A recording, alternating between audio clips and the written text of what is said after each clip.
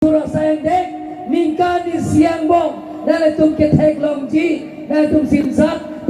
jitia kongresor hawanor amulot ration card আপোনালোকে দিয়ে কিন্তু চাউল 1 কেজি পাব বিজেপি কাৰ্বি আংলঙত দিয়ে কৈ আপোনালোকে চাইছে ইয়াৰ নমিনেশ্যন ফাইল কৰাৰ পিছত এপিএছএলচি আৰু কংগ্ৰেছ জইনলি তেওঁলোকে বাইট কৰিছে 81 বাইট আছে আপোনালোকৰ কেমেৰাতে মই চাইছোঁ ছ'চিয়েল মিডিয়াৰ জৰিয়তে মই দেখা পাইছোঁ বাইট 81 আৰু 31 হৰে 121 তাৰপিছত ফ'ৰ তেওঁলোকে 20টা আছে 141 আৰু খালী প্ৰায় অটোটো খালীয়ে আছে গতিকে ড্ৰাইভাৰসকলে গৈছে কোনো তাৰ পেচেঞ্জাৰ নাই এইটো 500 নহয় 300 মান হ'ব চব মিলি গতিকে আপোনালোকে চাওকচোন আজি তাৰিখলৈকে তেওঁলোকে এনেকা নিৰ্বাচন সভা পাতিব পৰা নাই কাৰ্বি আংলঙৰ 5টা বিধানসভা চিট আছে 5টা বিধানসভা চিটতে তেওঁলোকৰ আজি তাৰিখলৈকে এনেকা ৰাজহুৱা হিচাপে মিটিং কৰিব পৰা নাই তেওঁলোকৰ ক'ৰবাত কমিউনিটি হওক ক'ৰবাত তেওঁলোকৰ দলৰ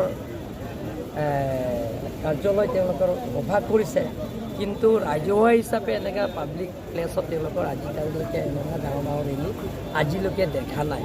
গতিকে আজিলৈকে মই কণ্টেষ্টত আজিলৈকে দেখা নাই আপুনি ক'ব বিচাৰে নেকি যে 5খনৰ ভিতৰত 5খনে 100% আহিব ৰাইজে আমাক অলৰেডি সিদ্ধান্ত লোৱা হৈছে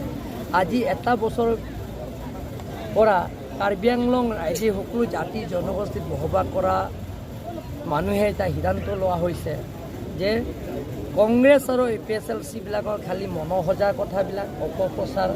যিটো কৰি থাকে তেওঁলোকৰ ৰাজনীতিক আদায় ল'বৰ কাৰণে তেওঁলোকে বহুতো সমালোচনা অপপ্ৰচাৰ মনোসজা কথাবিলাক কৈ আছে গতিকে ৰাইজে এটা সিদ্ধান্ত লোৱা হৈ গ'ল এটা বছৰৰ যিটো হৈ গ'ল তেওঁলোকে ৰাইজে সিদ্ধান্ত লৈছে সকলো জাতি জনগোষ্ঠী যে আমাৰ বিজেপি প্ৰাৰ্থীক বিপুলভাৱে জয়যুক্ত কৰিম আৰু দ্বিতীয়বাৰ কাৰণে ডক্টৰ হিমন্ত বিশ্ব শৰ্মা চৰকাৰ বনাবৰ কাৰণে ইয়াৰ ৰাইজে সিদ্ধান্ত লয় আচ্ছা জয় কথা যদি জয়ী হয় তেতিয়াহ'লে অনা কাৰ্বিবিলাকৰ কাৰণে অসুবিধা হ'ব নেকি কি ক'লে জয় কথা যদি জয়ী হয় অনা কাৰ্বিবিলাকৰ কাৰণে আপোনালোকে জানে যিটো নেকি অনা কাৰ্বিবিলাকৰ কাৰণে মাটি পতাৰ পৰা আৰম্ভ কৰি ইয়াত ভোটাৰ লিষ্টৰ পৰা তেওঁলোকৰ নামটো কৰ্তন কৰিব লাগে বুলি আজি 5-6 বছৰৰ পৰা তেওঁলোকে কৈ আছে আপোনালোকে জানে 5 বছৰৰ পৰা তেওঁলোকে যিটো নেকি কৈ আছে যে অনা কাৰ্বিসকলৰ কাৰণে মাটি পতাও দিব নালাগে আৰু তেওঁলোকৰ ভোটাৰ লিষ্টৰ পৰা কৰ্তন কৰিব লাগে বুলি এটা বছৰৰ পৰা তেওঁলোকে 5টা বছৰ আগৰ পৰা তেওঁলোকে কৈ আছে আৰু তেওঁলোকে এতিয়া সেই কংগ্ৰেছৰ লগত একেলগে মিলি যিটো